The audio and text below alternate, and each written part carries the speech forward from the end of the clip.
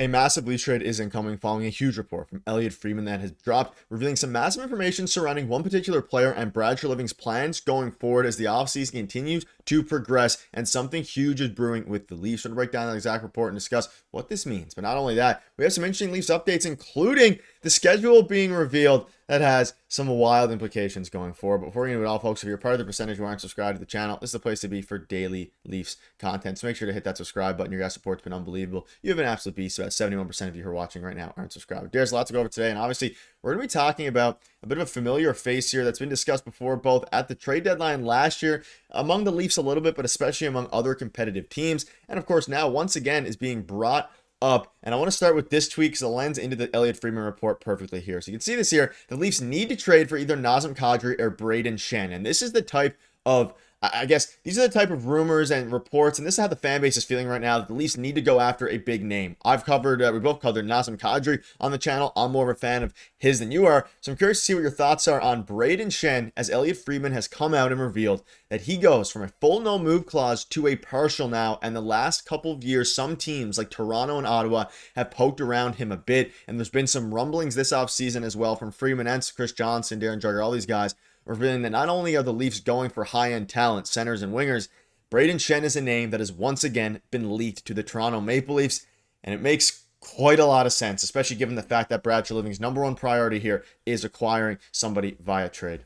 Yeah, it depends how you want to look at it. Of course, like via trade, it makes sense. The Leafs have to add in the top six. And there's a lot of people out there saying, the fact that Friedman named Toronto and Ottawa, for example, in this is a little surprising. But if you remember back to the trade deadline or right before the trade deadline, there was a lot of smoke. We were covering it on the channel around Brayden Schenn, that it was a real possibility. And I think it made a little bit more sense last season to add him as a third line center. But now, looking at the roster, you have one. And Nicolas Waugh, he came over for Mitch Marner in that trade with the Vegas Golden Knights. So I think it makes a little less sense unless you're moving John Tavares to the wing in terms of actual play. And then he can play center, taking draws and stuff like that, because Tavares is still really good at the draws. But Brayden Schenn is the type of guy like Nazem Kadri. If you look at their contracts, somewhat similar. Schenn makes a little bit less than Nazem Kadri. And then, of course, his contract's a little bit more manageable as time goes on than Nazem Kadri. So it could make sense in that way. But I think you would have to play center for him to be a useful piece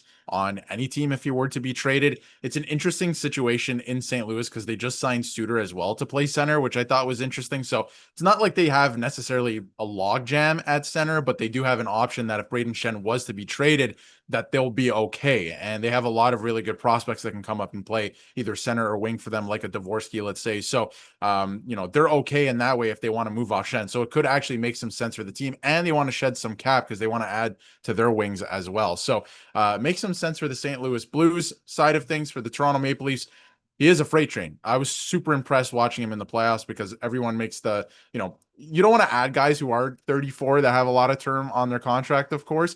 But for a guy at that age, he was a freight train in the playoffs, and he's continuing to do his thing. So it would be an interesting option for the Leafs, that's for sure. Yeah, I think he, like you mentioned, 33 years old right now, will be 34 by the time the season starts, I believe.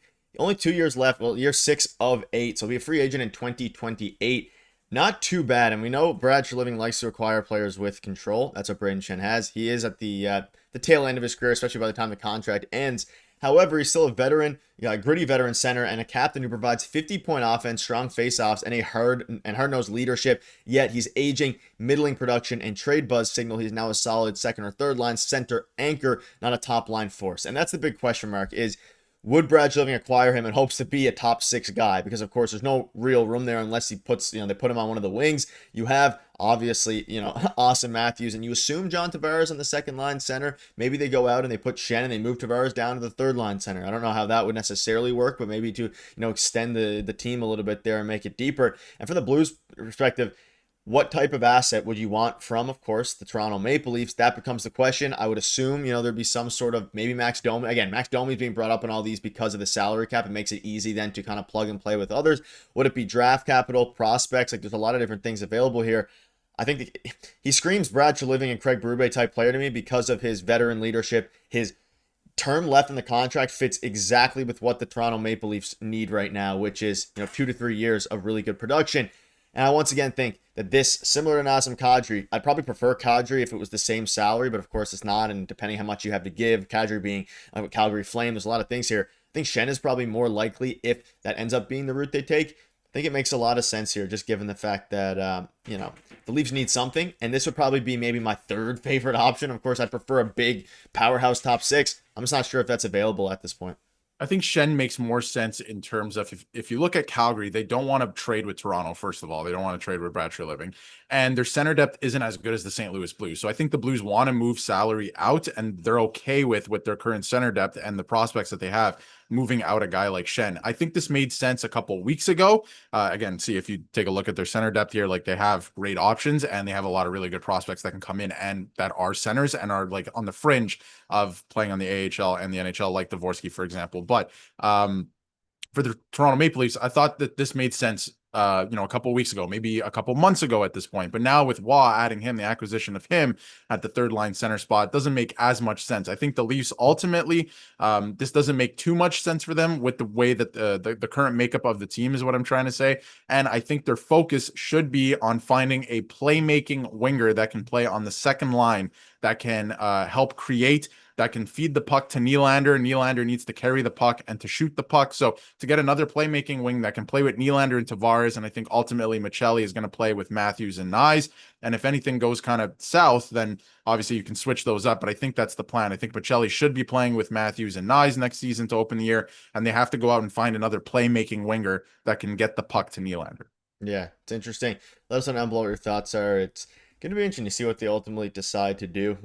I think if they do acquire Schenn, he's probably going to end up on one of the wings. Interesting if they give up a guy like Max Domi or one of their prospects for Brayden Schenn there. But let's dive into a couple other things now, because the season schedule has been released and it has some fans pretty fired up because we have a few different things here to go over. Now, obviously, Mitch Marner, his return was going to be the highlight of it. Let's start with this. They are set to play 14 back-to-back games, which is one more than last year, and 4 more. Somehow, back-to-backs are getting increased, which is surprising given all the injury precautions that they are, every league across the of the world, every sports league is taking into account. It is a more balanced league, or schedule rather, for this year in this league. However, we all know the elephant in the room is Mitch Marner, and I believe it's a random Friday they decided to put them up together. So I want to get your thoughts on the schedule. What's kind of you're feeling with that? It is a light start. The Leafs will play just 2 playoff teams in their first 15 games, so a chance to get off to a really hot start here. But Mitch Marner, it's in January, I believe it is, and very missed opportunity here for the league. There is a lot going on with this schedule. First of all, it's jam-packed in certain months. There's a couple months where the Leafs play 15 games. I believe in January they play 16 games, and there's only 31 days in that month, so they're going to be playing like every other day that month, which is crazy. They have 1 home game in February the entire month because of the Olympic break, and they only play 5 games in that month. So pretty jam-packed schedule in certain months. They have 2 months where they play at least 15 games, which that's absurd, I think, to me at least. Like you mentioned, the return of Mitch Marner, couple things there. It's not a Saturday. I thought that was a missed opportunity. It's on a Friday night, and the Vegas Golden Knights play the night before in Boston, so there's no media availability. So Mitch Marner won't even be talking to the media when they play the Toronto Maple Leafs when he returns. There won't be any media availability, which I think is crazy, ridiculous, whatever word you want to use. That's absurd, but that's something that is happening.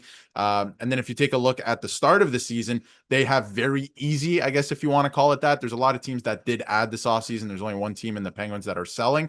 They have an easy schedule in terms of non-playoff teams from last year. So that's going to be interesting to monitor too, if they get off to a really good start, which I think they're going to have to. So a couple things with the schedule going on this year. I wouldn't say that the league, necessarily did this on purpose to the Leafs or anything like that, but the Olympic break certainly makes things interesting in a couple of the months like January, for example. Yeah, and it's happening soon. A bit over 2 months away from things starting to pick up a little bit there as September approaches, and then, of course, the season in October. Let us know down below what your thoughts are on the schedule, your thoughts are on the league allowing Mitch Marner to duck all of the Toronto media. And you mentioned the second night of a back-to-back. Maybe he sits out that game for what they're going to call rest. We'll have to see. That would be crazy. Yeah, let us know down below what your thoughts are. Also, before we wrap up as well, just want to give condolences to the family of Wayne Thomas as he unfortunately passed away. So thoughts and prayers for his family. Let's wrap it up. Thank you guys for watching. See you later.